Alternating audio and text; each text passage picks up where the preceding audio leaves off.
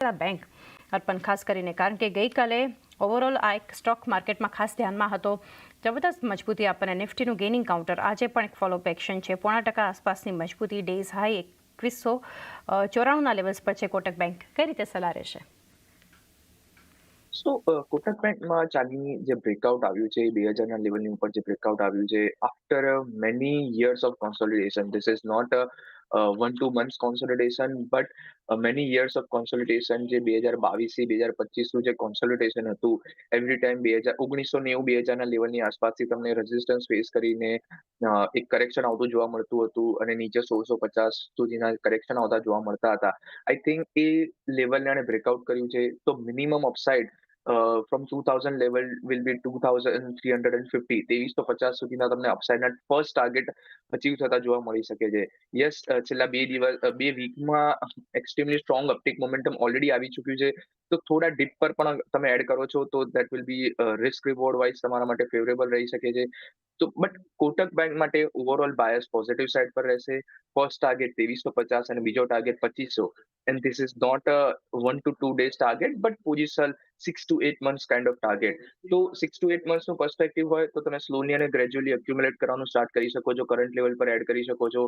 માર્કેટમાં જ્યારે પણ કરેક્શન આવે છે કે ડીપ આવે છે, ત્યારે ફર્ધર આ કાઉન્ટરમાં તમે ફર્ધર પોઝિશન એડ કરી શકો છો અને ઉપરની સાઈડ પર 2500 સુધીના અપસાઇડના ટાર્ગેટ એક્સપેક્ટ કરી શકો છો. 150 અને 2500ના લેવલ્સ કોટક મહિન્દ્રા બેંક, પરંતુ ખાસ કરીને વ્યૂ 6 થી 8 મહિનાનો તમારે રાખવાનું છે. કોઈ પણ ઘટાડે એન્ટ્રી કરી શકો છો. ઇરડા માટે એક ટેકનિકલ સેટઅપ પણ સમજીએ. અર્પણ, એક ફંડામેન્ટલ ચર્ચા આપણે શોમાં થઈ છે. ઇરડા અત્યારે 3.5% ખરીદદારી અને ઓલમોસ્ટ ડેઝ હાઈ આસપાસના 175ના લેવલ્સ પર છે. વોલ્યુમ બેઝડ બાઇંગ છે. તમે કઈ રીતે સલાહ આપશો?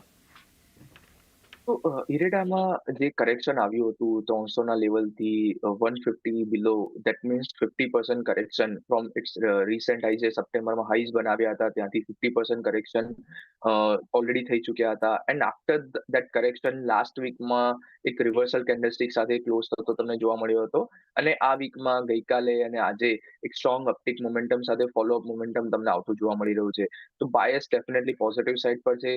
બટ આ વીકમાં ઓલરેડી 13% ગેઇન સાથે, જસ્ટ 2 daysમાં 30% ગેઇન સાથે ઓલરેડી ટ્રેડ કરી રહ્યો છે.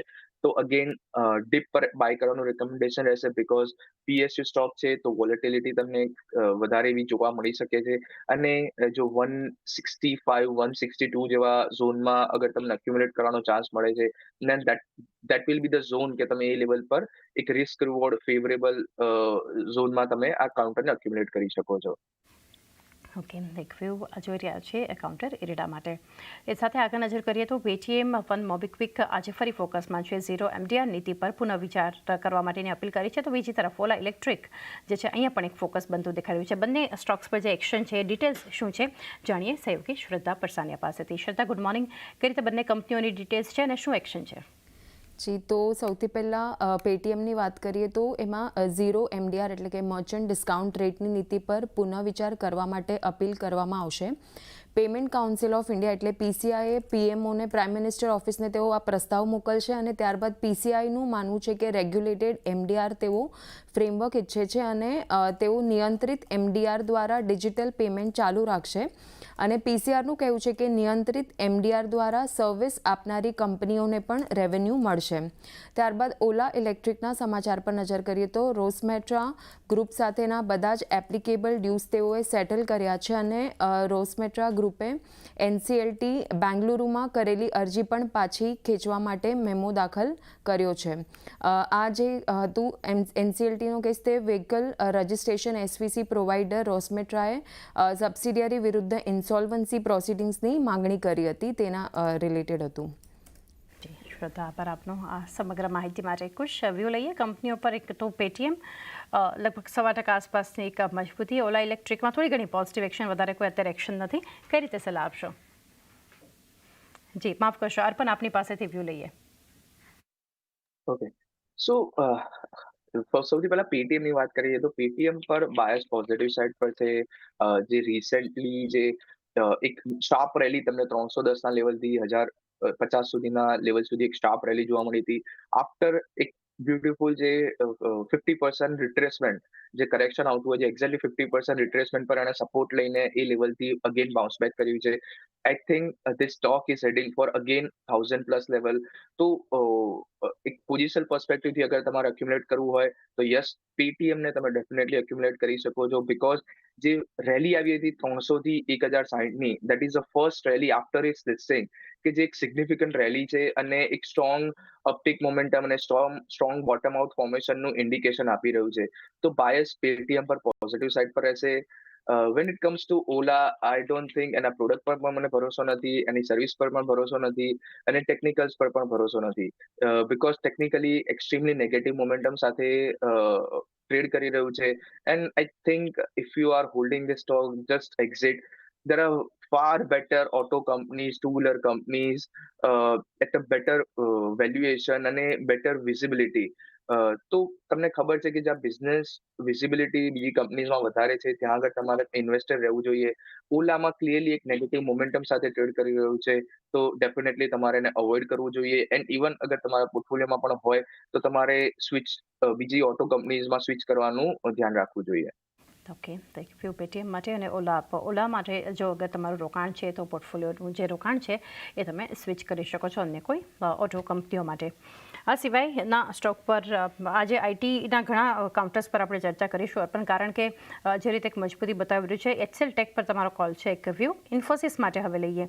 ઇન્ફોસિસ પણ નિફ્ટી કોન્ટ્રીબ્યુટર્સ જે છે એમાંથી ઇન્ફોસિસ પણ જોઈ રહ્યા છે. અર્પણ લગભગ 2.5% આસપાસની મજબૂતી સાથે ઓલમોસ્ટ ડેસાઈના લેવલ પર છે. કઈ રીતે સલાહ રહેશે?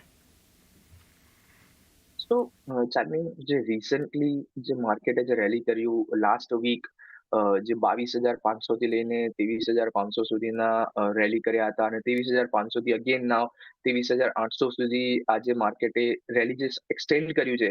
This is the first day કે જ્યારે આઈટીએ પાર્ટિસિપેશન દેખાડ્યું છે. વચ્ચે એક બે વખત અપટિક મોમેન્ટમ જરૂરથી દેખાડ્યું હતું, but on the next day itself તમને ઉપરના લેવલથી ગેઇન્સ ગિવ અપ કરતું તમને જોવા મળ્યું હતું. This is the first day કે જ્યાં આઈટી લીડરશિપમાં છે અને માર્કેટને સપોર્ટ આપી રહ્યું છે, અને બેન્કિંગ થોડું પ્રોફિટ બુકિંગમાં છે, રિલાયન્સ થોડું પ્રોફિટ બુકિંગમાં છે. જો માર્કેટના જે 3 પિલર્સ જે છે, બેન્કિંગ, આઈટી અને રિલાયન્સ, એમાંથી બીજા 2 પિલર્સ જે છે આજે થોડા પ્રોફિટ બુકિંગ મોડમાં છે, અને આઈટી એક સ્ટ્રોંગ અપટિક મોમેન્ટમ સાથે ટ્રેડ કરી રહ્યું છે. I think this rally has more legs to it. Current લેવલથી પણ till next week, not only this week, આવતી 2 દિવસ પછી એક્સપાયરી છે, તો ચાન્સીસ છે કે થોડી વોલેટિલિટી મે બી એકાદ 2 દિવસમાં કિક ઇન પણ થઈ શકે છે. But if you are holding from 8 to 10 days perspective, then તમે કરંટ લેવલ પર પણ stocks like Infosys, HCL Tech, from the mid cap Persistent System હજુ પણ તમે આ કાઉન્ટર પર એડ કરી શકો છો, બાય કરી શકો છો, અને કરંટ લેવલથી 8 થી 10 દિવસમાં એક સ્ટ્રોંગ અપસાઇડ એક્સપેક્ટ કરી શકો છો. ઓકે, તો જે રીતે પહેલાં પણ વ્યૂ અર્પણે શેર કર્યો હતો, એચસીએલ ટેક, ઇન્ફોસિસ, પર્સિસ્ટન્ટ જેવી કંપનીઓ એક ખાસ ફોકસમાં રાખવી જોઈએ. આ સિવાય અન્ય સ્ટોક માટે એક વ્યૂ લઈએ. અત્યારે અમુક સ્ટોક્સ જે ઘટી રહ્યા છે એમાંથી એક હિન્ડાલ્કો, અર્પણ 1% આસપાસનું દબાણ બતાવી રહ્યું છે સ્ટોક અત્યારે. ડેઝ આઈથી તો ઘણું પ્રોફિટ બુકિંગ આવી ગયું છે, પરંતુ હિન્ડાલ્કો માટે આપ કઈ રીતે સલાહ આપશો? સો હિન્ડાલ્કોમાં છેલ્લા ઘણા દિવસથી 700 થી 710 ના લેવલની આસપાસ રેઝિસ્ટન્સ ફેસ કરી રહ્યું છે.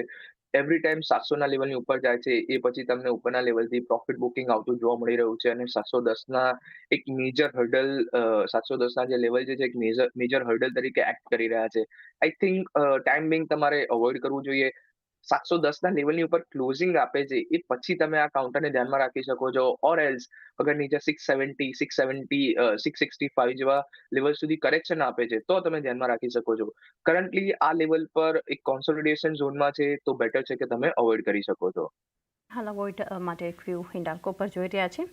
અર્પણ, રિલાયન્સનું તમે જે રીતે મેન્શન કર્યું કે આજે ઉપલા લેવલ્સથી એક પ્રોફિટ બુકિંગ આ કાઉન્ટરમાં આપણને જોવા મળી રહ્યું છે. અત્યારે 1295ના લેવલ્સ પર છે રિલાયન્સ ઇન્ડસ્ટ્રીઝ. તો હવે અહીંયા અત્યારે આ લેવલ પર શું કરવું જોઈએ? તો at least four today and tomorrow I think avoid કરી શકો છો. રીઝન બિંગ જે થોડાક નેગેટિવ ન્યૂઝ ફ્લો પણ આવ્યા છે કે જે ટ્રમ્પે જે જાહેર કર્યું છે કે વેનેઝુએલા પાસેથી જે પણ ક્રૂડ પણ જે પરચેસ કરતું હશે એમના પર પણ એડિશનલ સેન્કશન લગાડવામાં આવશે. એની થોડી નેગેટિવ ઇમ્પેક્ટ પ્લે આઉટ થતી તમને જોવા મળી રહી છે. તો at least for day or two આ જ રીતે, અને 1300 ના લેવલ પર એક મેજર કોલ રાઇટર્સનો બેઝ પણ છે. જે આ બંને જે પોઈન્ટર્સ જે છે એ બંને જે જે લેવલ જે છે એક્સ્ટ્રીમલી સ્ટ્રોંગ રેઝિસ્ટન્સ તરીકે એક્ટ કરી શકે છે અને આઈ થિંક 1300નો લેવલ ક્રોસ નથી કરતું ત્યાં સુધી તમારે આ કાઉન્ટરને અવોઇડ કરવું જોઈએ.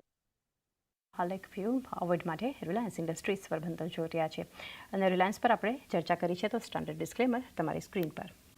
તો એ સાથે